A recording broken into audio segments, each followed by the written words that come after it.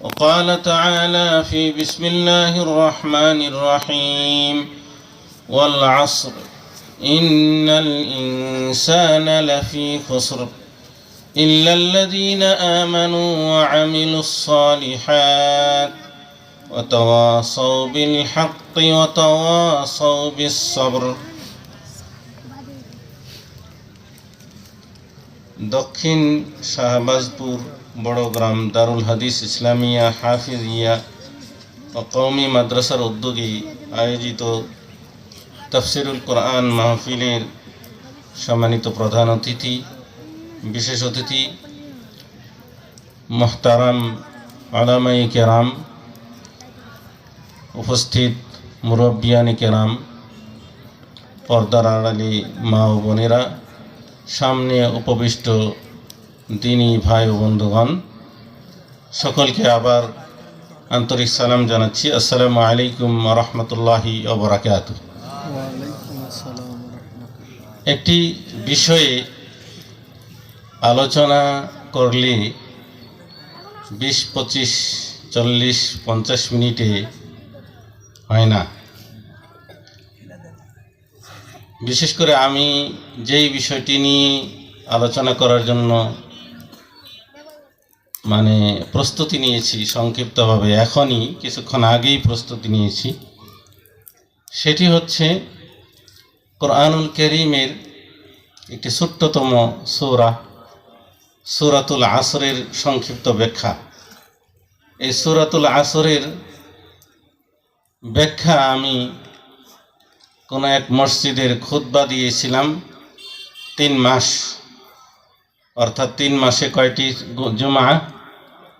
কমপক্ষে 13 থেকে 14টি, কারণ কোনো মাসে 5টা জুমা হয়। তো 13-14টি জুমার খুতবায় যদি আলোচনা করি, সেটা 20-30 মিনিটে কিভাবে আলোচনা করা সম্ভব? অসম্ভব।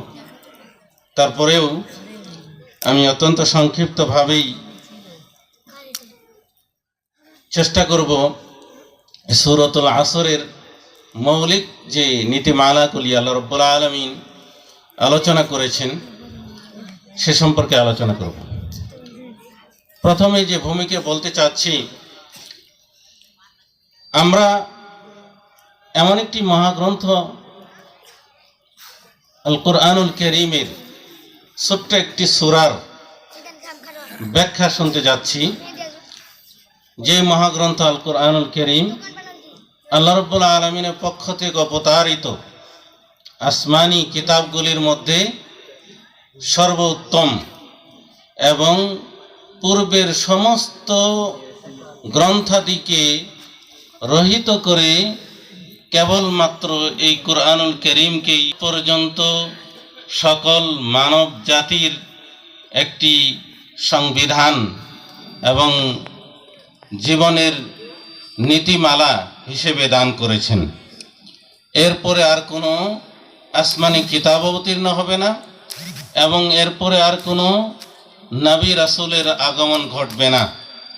শুধুমাত্র কিয়ামত পূর্ববর্তী সময়ে সেই নবী ঈসা আলাইহিস সালাম পুনরায় আসবেন, কিন্তু তিনিও নবী মুহাম্মদুর রাসূলুল্লাহ সাল্লাল্লাহু আলাইহি সাল্লামের অনুসারী এবং এই কোরআনের অনুসারী হিসেবেই আসবেন।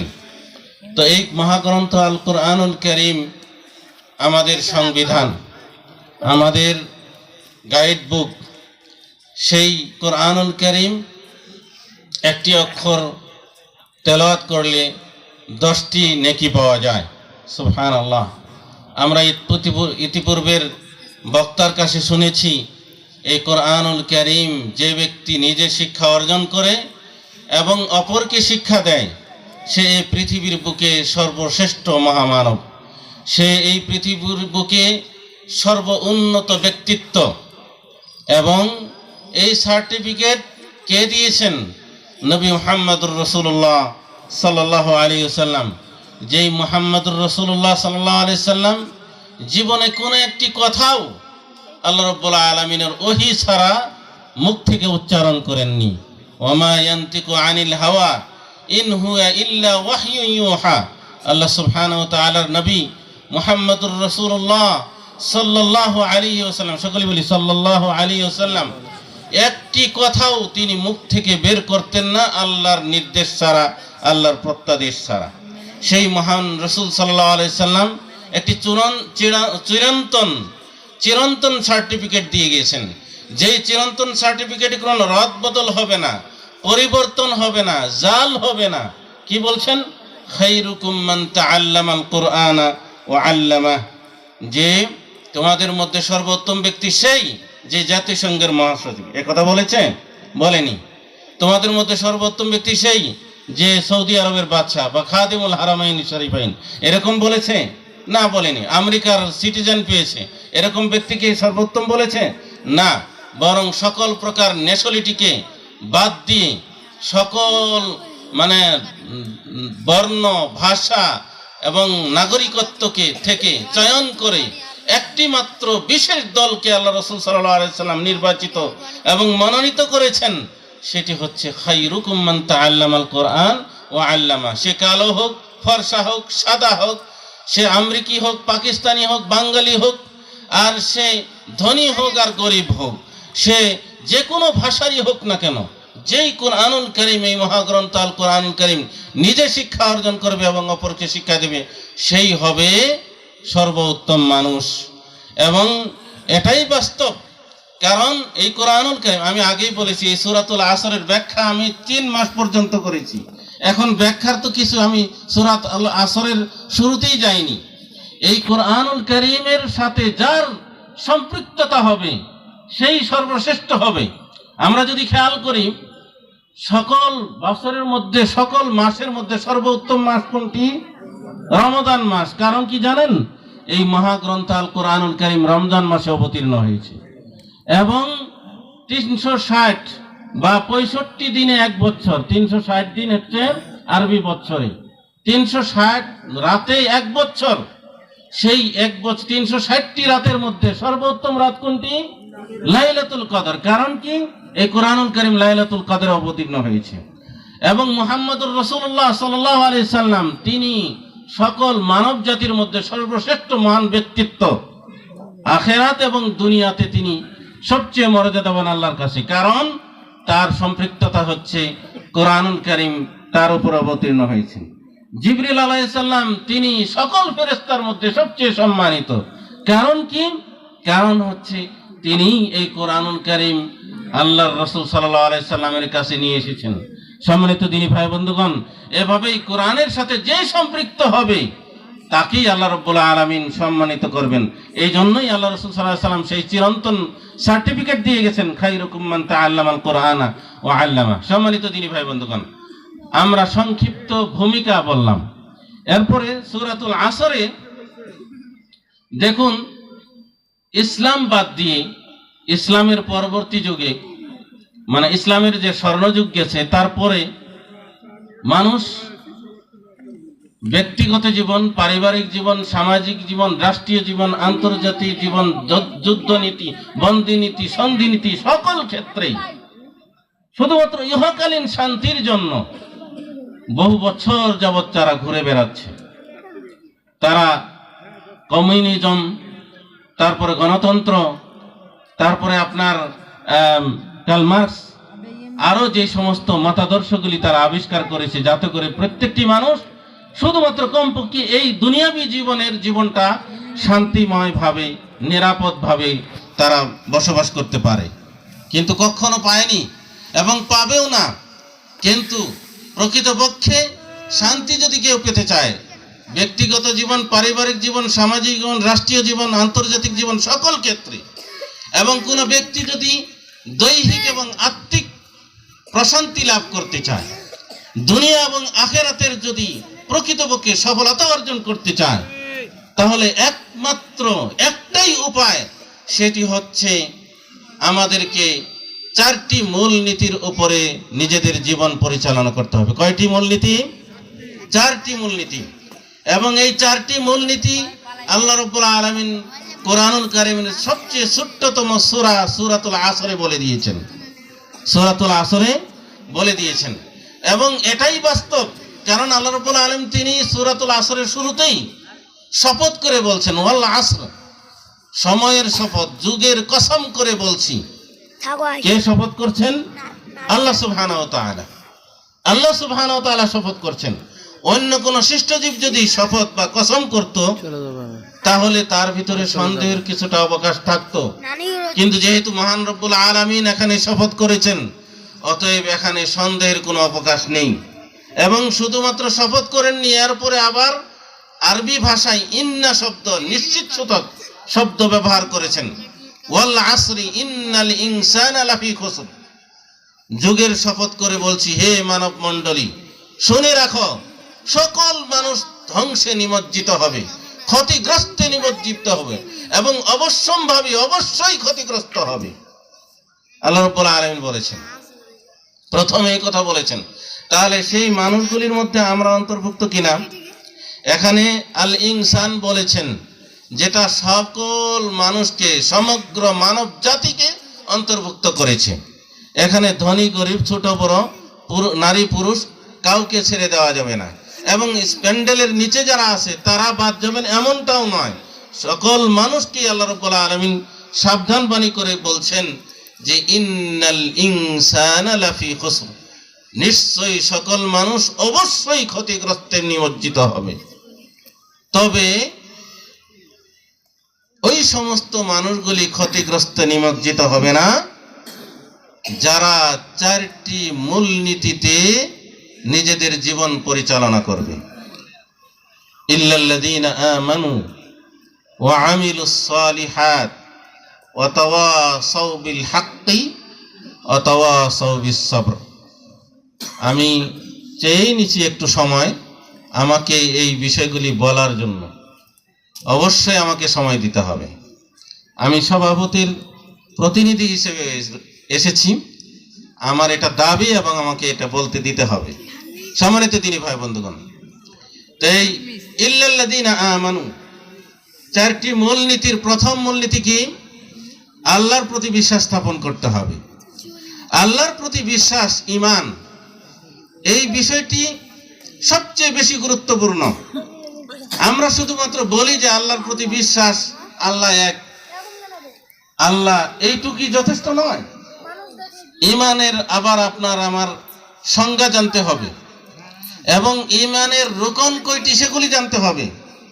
কারণ এই চারটি মূলনীতি সম্পর্কে যদি আপনার আমার জ্ঞান না থাকে এবং সেই অনুপাতে নিজের জীবনে যদি বাস্তবায়ন না করতে পারি, আল্লাহ রাব্বুল আলামিন শপথ করে বলছেন অবশ্যই আপনি আমি ধ্বংসে নিমজ্জিত হব। তাহলে অবশ্যই আমাদেরকে এই চারটি মূলনীতি জানতে হবে, তাই কি না? তো ইল্লাল্লাযীনা আমানু, সকলে মনোযোগ দিয়ে শুনবেন, বসেন, সবাই বসেন। আমার কোনো সুমধুর কণ্ঠ নেই এবং কোকিল কণ্ঠী বক্তা নয়, যুক্তিবাদীও নই, কিন্তু বাংলাদেশের সর্বোচ্চ লেখাপড়া করে এবং সৌদি আরবের সর্বশ্রেষ্ঠ বিদ্যাপীঠ মদিনা ইউনিভার্সিটিতে পড়াশোনা করে যেই স্বচ্ছ জ্ঞান অর্জন করেছি, তা থেকে আপনাদেরকে মাত্র আধা ঘন্টা বা 40 মিনিট সময় আপনাদেরকে দেব। সকলেই একটু মনোযোগ সহকারে কষ্ট হলেও শোনার চেষ্টা করবেন। সম্মানিত দিনী ভাই বন্ধুগণ, ইল্লাল্লাযীনা আমানু, যারা ঈমান আনবে। ঈমান কাকে বলে? তাসদীক বিল জানান ওয়াল ইকরার বিল লিসান ওয়াল আমালু বিল জাওয়ারিহ ইয়াজিদু বিত তাআতি ওয়া ইয়ানকুসু বিল মাসিয়াহ। ঈমানের সংজ্ঞা হচ্ছে অন্তরে বিশ্বাস, মুখে স্বীকৃতি এবং অঙ্গ প্রত্যঙ্গের মাধ্যমে বাস্তবে পরিণত করার নাম হচ্ছে ঈমান। শুধুমাত্র মুখে স্বীকৃতি দেবেন যথেষ্ট নয়, শুধুমাত্র অন্তরে বিশ্বাস করবেন যথেষ্ট নয়, বরং প্রত্যেকটি একটা আরেকটার সাথে ওতপ্রোতভাবে জড়িত। অতএব এর মধ্যে যদি কোনো একটা বাত হয়ে যায় তাহলে আপনার ঈমান থাকবে না, তাহলে ঈমান পরিপূর্ণ হবে না। তারপরে আবার ঈমান, আপনার ঈমানের 6টি রুকন। কয়টি রুকন? এই বাচ্চারা বলো, ঈমানের কয়টি রুকন? কেউ কি বলতে পারবে তোমরা? আল্লাহর প্রতি বিশ্বাস, ফেরেশতাকুলের প্রতি বিশ্বাস, আসমানি কিতাব সমূহের প্রতি বিশ্বাস, নবী রাসূলদের প্রতি বিশ্বাস এবং ভাগ্যের ভালো মন্দের প্রতি বিশ্বাস এবং আখিরাতের দিবসের প্রতি বিশ্বাস, এইগুলি আমাদের বিশ্বাস রাখতে হবে। তাহলে এই 6টি রুকন, সম্মানিত দিনী ভাই বন্ধুগণ, এই ঈমানের বিষয়টি এত মারাত্মক যে এই আকীদার দিকে, এই তাওহীদের দিকে, এই ঈমানের দিকে মানুষকে আহ্বান করার জন্য আল্লাহ রাব্বুল আলামিন যুগে যুগে লক্ষাধিক নবী এবং রাসূলকে প্রেরণ করেছেন এবং অগণিত আসমানি কিতাব সমূহ এবং সাহিফা সমূহ অবতীর্ণ করেছেন, যাতে করে মানুষকে ঈমানের দিকে আহ্বান করা হয়। সম্মানিত দিনী ভাই বন্ধুগণ, এবং আমাদের নবী মুহাম্মদুর রাসূলুল্লাহ সাল্লাল্লাহু আলাইহি ওয়াসাল্লাম শুধুমাত্র এই লা ইলাহা ইল্লাল্লাহ, এই ঈমানের প্রতি, এই তাওহীদের প্রতি আহ্বান করেছেন মক্কার 13টি বছর পুরোপুরি। একদম হিজরতের পূর্ব কয়েক মাস পূর্বে সালাতের বিধান এসেছে। অতএব এই ঈমানের গুরুত্ব অপরিসীম এবং এই ঈমান প্রতিষ্ঠার জন্যই, এই তাওহীদের প্রতি বিশ্বাসী হওয়ার জন্যই আল্লাহ রাব্বুল আলামিন সৃষ্টি জগৎকে সৃষ্টি করেছেন, বিশেষ করে মানব এবং দানবকে সৃষ্টি করেছেন। ওয়ামা খালাকতুল জিন্না ওয়াল ইনসা ইল্লা লিয়াবুদুন। এখানে আমরা সারা বছর লিয়াবুদুন এর অর্থ শুনে আসছি কি, আল্লাহ, একমাত্র আল্লাহর ইবাদত করার জন্য, একমাত্র আল্লাহর ইবাদত করার জন্য। এটা ঠিক আছে, কিন্তু ইবাদতটা কেবলমাত্র শুধুমাত্র একমাত্র আল্লাহর জন্যই করতে হবে। এখানে এই জন্যই আব্দুল্লাহ ইবনে আব্বাস রাদিয়াল্লাহু তাআলা আনহু এর ব্যাখ্যায় বলেছেন ইল্লা লিওয়াহিদুন, যে ইবাদত সমূহ কেবলমাত্র শুধুমাত্র আল্লাহর জন্য হতে হবে। এই জন্যই আল্লাহ সুবহানাহু ওয়া তাআলা মানব এবং দানব জাতিকে সৃষ্টি করেছেন। সম্মানিত দিনী ভাই বন্ধুগণ, তদ্রূপভাবে আল্লাহ সুবহানাহু ওয়া তাআলা কুরআনুল কারীমে বলছেন ওয়ালাকাদ বাআসনা ফি কুল্লি উম্মাতির রাসূল আন ইবুদুল্লাহা ওয়াজতানিবুত তাগুত। আমি প্রত্যেকটি জাতিতে নবী এবং রাসূলকে প্রেরণ করেছি এই প্রত্যদেশ দিয়ে যে তারা মানুষকে আল্লাহর প্রতি, আল্লাহর তাওহীদের প্রতি আহ্বান করবে এবং আল্লাহর ইবাদত ছাড়া যত প্রকার তাগুতের ইবাদত করা হয় সেগুলিকে বর্জন করার জন্য। তদ্রূপভাবে আল্লাহ রাব্বুল আলামিন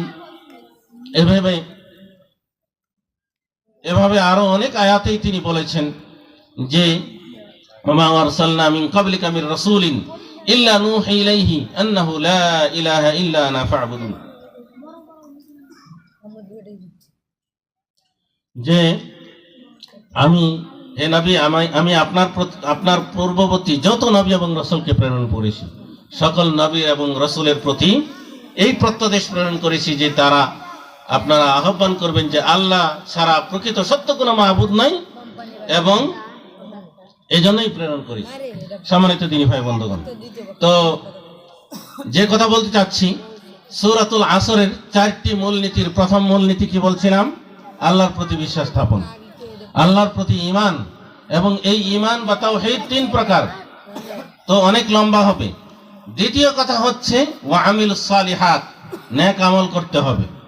প্রথমেই বলছি ঈমানের সংজ্ঞা কি? অন্তরে বিশ্বাস এবং মুখে স্বীকৃতি এবং কাজে পরিণত করা। ওয়া আমিলুস সালিহাত, নেক আমল করা, এগুলি হচ্ছে অঙ্গ প্রত্যঙ্গের মাধ্যমে বাস্তবায়ন করা, আর সেটা মুখের দ্বারা হতে পারে, অন্তরের দ্বারা হতে পারে এবং সমস্ত বডির দ্বারা হতে পারে। এটি হচ্ছে আমিলুস সালিহাত। আর এই আমিলুস সালিহাতের মধ্যে সবচেয়ে গুরুত্বপূর্ণ যেটি, সেটি হচ্ছে 5 ওয়াক্ত সালাত আদায় করা।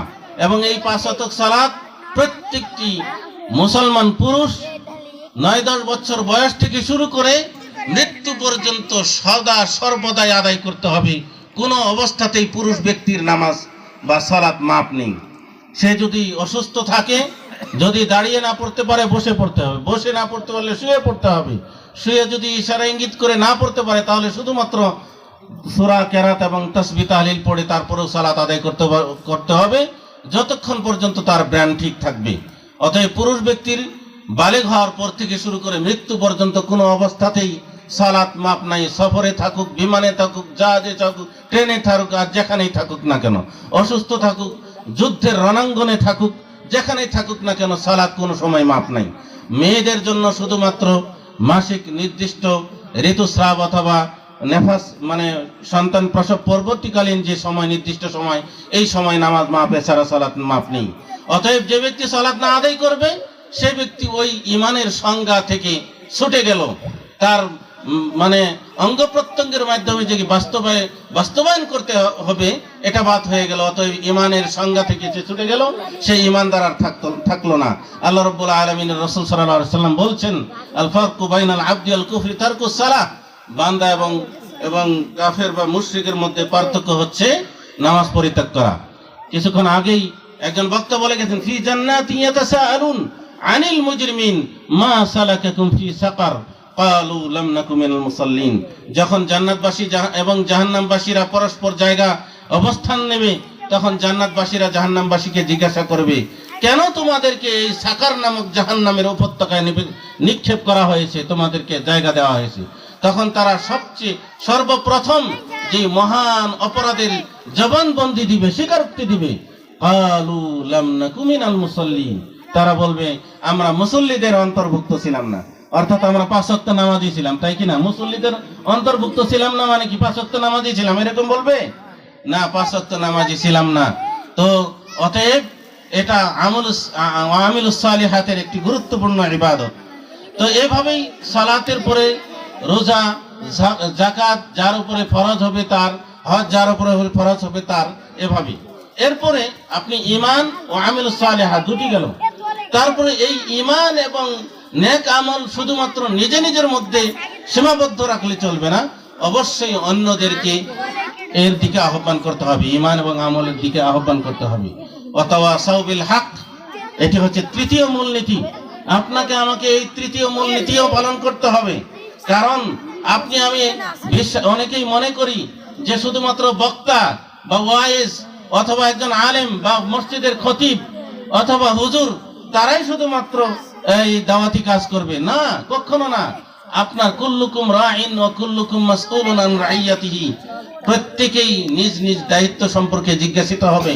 সম্মানিত দিনী ভাই বন্ধুগণ, আপনি স্বামী, আপনার স্ত্রী সালাত আদায় করলো কিনা এই হুজুর জানে, এই বক্তা জানে, এই ইমাম সাহেব জানে না, আপনি জানেন আপনার ঘরের খবর। আপনার মেয়ে সালাত আদায় করে না, হালাল হারাম খেয়াল করে না, পর্দা ভাবে থাকে না, এটি কি আপনি দেখবেন না আমি দেখব? এই জন্য আল্লাহ রাব্বুল আলামিনের রাসূল সাল্লাল্লাহু আলাইহি সাল্লাম বলেছেন, প্রত্যেকেই দায়িত্বশীল এবং প্রত্যেককেই কিয়ামতের দিন সেই দায়িত্ব সম্পর্কে জিজ্ঞাসা করা হবে। এবং এর সাথে আপনার এই যে আপনি যে এই দিকে আহ্বান করবেন, ঈমান এবং সৎ আমলের দিকে মানুষকে আহ্বান করবেন, এর যেরকম না আহ্বান করলে মারাত্মক শাস্তি রয়েছে, আবার আহ্বান করলে সেরকম পরিমাণ সওয়াবও রয়েছে। না আহ্বান করলে আল্লাহ রাব্বুল আলামিনের রাসূল সাল্লাল্লাহু আলাইহি সাল্লাম বলেছেন, লা তা'মুরুন্না বিল মা'রুফ ওয়া লা তানহাউন্না আনিল মুনকার আওয়ালা ইউশিকান্নাল্লাহু ইকাবান সুম্মা তাদউনাহু ফালা ইস্তাজাবু লাকুম। তোমরা অবশ্যই মানুষকে সৎ কাজের আদেশ করবে, অসৎ কাজ থেকে বাধা প্রদান করবে। যদি এটা না করো তাহলে আল্লাহ রাব্বুল আলামিনের গজব এসে যাবে। অতঃপর তোমরা কায়কতি মিনতি করে কায় মনোবাক্যে মানুষকে আল্লাহকে আহ্বান করবে গজব থেকে উদ্ধার পাওয়ার জন্য। আল্লাহ রাব্বুল আলামিন দোয়া কবুল করবেন না। আবার উপকার কি রয়েছে? মান দাল্লা আলা খাইরিন ফালাহু মিসলু আজরি ফাইলি। যে ব্যক্তি সৎ কাজের দিকে মানুষকে পথ নির্দেশ করবে, তার জন্য যত মানুষ তার সৎ কাজের নির্দেশিত পথে মানে পরিচালিত হয়ে যত নেকি আমল নেকি পাবে, সেই নেকি ওই বক্তা বা ওই পথ নির্দেশক ব্যক্তিও সেই সওয়াব পাবে। সুবহানাল্লাহ। মিন গায়রি আইয়ুন কাসামিন উজুরিহিম শাই, ওই সমস্ত আমলদার কাছ থেকে কোনো প্রকার নেকি কমতি করা হবে না। আমার কথা শেষ। আরেকটি চতুর্থ মূলনীতি হচ্ছে, আপনাকে আমাকে এই সৎ কাজের ক্ষেত্রে, অসৎ কাজ থেকে বাধা প্রদানের ক্ষেত্রে, সৎ কাজের দিকে মানুষকে আহ্বান করার ক্ষেত্রে, নিজে নেক আমল করার ক্ষেত্রে এবং বিভিন্ন পাপাচার থেকে নিজেকে রক্ষা করার ক্ষেত্রে এবং সকল প্রকার আল্লাহর পক্ষ থেকে যে কষ্টদায়ক যে সমস্ত তাকদীর রয়েছে সেগুলির ক্ষেত্রে ধৈর্য ধারণ করতে হবে। অর্থাৎ ধৈর্য ধারণ করতে হবে। 4টি মূলনীতি। একটা হচ্ছে ঈমান আনতে হবে, 2 নম্বর হবে নেক আমল করতে হবে, 3 নম্বর হচ্ছে এই ঈমান এবং নেক আমলের দিকে মানুষকে আহ্বান করতে হবে, 4 নম্বর হচ্ছে এই সবগুলির ক্ষেত্রে ধৈর্য ধারণ করতে হবে। এই জন্যই আস-সাবরু আলা আকদারিল্লাহিল মুলিমা আস-সাবরু আলা তাআতিল্লাহ ওয়াস-সাবরু আলা আন মাসিয়াতিল্লাহ। এই কাজগুলি আমি তরজমা বলে দিয়েছি। অতএব এই ধৈর্য যখন ধারণ করব আমরা, তখন আল্লাহ রাব্বুল আলামিন কোরআনুল কারীমে বলেছেন, ইন্নামা ইউওয়াফাস সাবিরুনা আজরাহুম বিগাইরি হিসাব। যারা এই ধৈর্য ধারণ করবে, এই সমস্ত চারটি মূল নীতি সঠিকভাবে আমল করবে, তাদের জন্য আল্লাহ সুবহানাহু ওয়া তাআলা অফুরন্ত পুরস্কার দান করবেন। সুবহানাল্লাহ। সম্মানিত দিনী ভাই বন্ধুগণ, এইগুলির সব কিছুর মূলে হচ্ছে আপনাকে আমাকে দ্বীনি জ্ঞান শিক্ষা অর্জন করতে হবে। আর এই দ্বীনি জ্ঞান শিক্ষার জন্যই এই মাদ্রাসা প্রতিষ্ঠা করা হয়েছে। এবং এই দ্বীনি জ্ঞান শিক্ষা এটি এমন একটি সাদকায়ে জারিয়া, যেই হাদিস এখানে উল্লেখ করা হয়েছে, আমি আর 2 মিনিট সময় কথা শেষ করে দেব।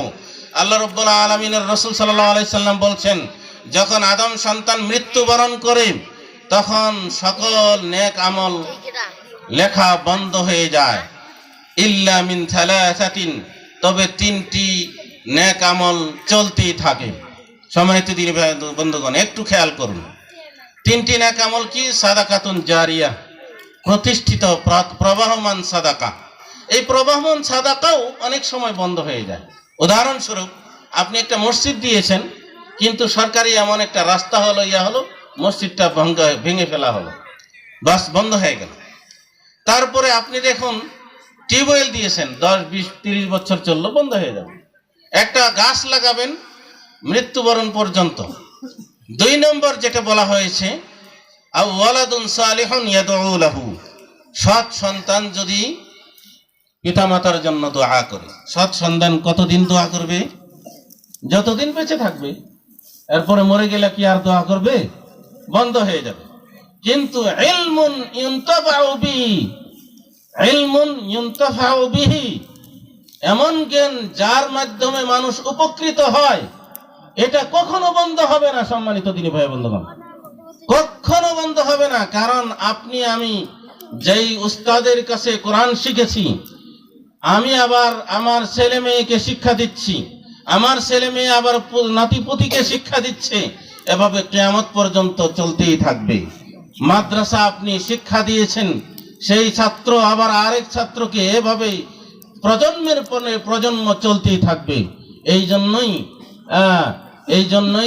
এই দ্বীনি জ্ঞান শিক্ষা অর্জনকারী ব্যক্তির কথা বিশেষভাবে আল্লাহ রাসূল সাল্লাল্লাহু আলাইহি ওয়াসাল্লাম বলেছেন যে দুনিয়াতে সব কিছুই অভিশপ্ত, কেবলমাত্র 3 প্রকার ব্যক্তি অভিশপ্ত না।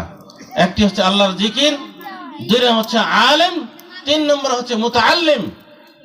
আল্লাহর জিকির যেখানে হয়, যারা আল্লাহর জিকির আজকার ইবাদতে মশগুল থাকে, তারা আল্লাহর অভিশপ্ততা থেকে মুক্ত। 2 নম্বর হচ্ছে আলেম ব্যক্তি, আল্লাহর অভিশপ্ত পাওয়া থেকে মুক্ত। 3 নম্বর হচ্ছে মুতাআল্লিমুন, যে দ্বীনি জ্ঞান শিক্ষা অর্জন করে, সেও মুক্ত। আর দুনিয়ার সকলেই অভিশপ্ত। সম্মানিত দ্বীনি ভাই বন্ধুগণ, অতএব আমরা সকলেই দ্বীনি জ্ঞানের সাথে নিজেকে সম্পৃক্ত করব। সেটা যেভাবেই হোক না কেন, যদি বৃদ্ধ হয়ে থাকি তারপরেও সম্ভব দ্বীনি জ্ঞান শিক্ষা অর্জন করার। দ্বীনি জ্ঞান শিক্ষা অর্জনের জন্য বয়স লাগে না। তারপরে যদি সম্ভব না হয় নিজের ছেলে মেয়ে নাতিপতি, তাও যদি সম্ভব না হয়, কমপক্ষে টাকা পয়সা অর্থ করে দিয়ে মাদ্রাসার সাথে সম্পৃক্ত হন, তাহলেও হয়তো আল্লাহ রাব্বুল আলামিন আপনাকে এই উসিলা করে কাল কিয়ামতের দিন জাহান্নাম থেকে মুক্তি করে জান্নাত দিতে পারেন। সম্মানিত দ্বীনি ভাই বন্ধুগণ, অনেক লম্বা সময় নিয়েছি। আল্লাহ সুবহানাহু ওয়া তাআলা আমাদের সকলকে মহাগ্রন্থ আল কোরআনের সাথে সম্পৃক্ত রেখে, যারা মহাগ্রন্থ আল কোরআনের সাথে সম্পৃক্ত হয়ে এবং সম্পর্ক স্থাপন করে আল্লাহর মহান মর্যাদা লাভ করেছেন, সেই মর্যাদা লাভ করার তৌফিক দান করুন। এই বলে সংক্ষিপ্ত আলোচনা শেষ করছি। ওয়া আখিরু দাওয়ানা আলহামদুলিল্লাহি রাব্বিল আলামিন ওয়া সাল্লাল্লাহু ওয়া সাল্লামা আলা নবিয়িনা মুহাম্মদ ওয়া আলা আলিহি ওয়া সাহবিহি আজমাইন। আকুলু কওলি হাযা আস্তাগফিরুল্লাহ লি ওয়া লাকুম ওয়া লিসাইরিল মুসলিমিন ফাস্তাগফিরুহু ইন্নাহু হুয়াল গফুরুর রহিম। সুবহানাকাল্লাহুম্মা ওয়া বিহামদিকা আশহাদু আল লা ইলাহা ইল্লা আনতা আস্তাগফিরুকা ওয়া আতুবু ইলাইক। ওয়াসসালামু আলাইকুম ওয়া রাহমাতুল্লাহি ওয়া বারাকাতুহু।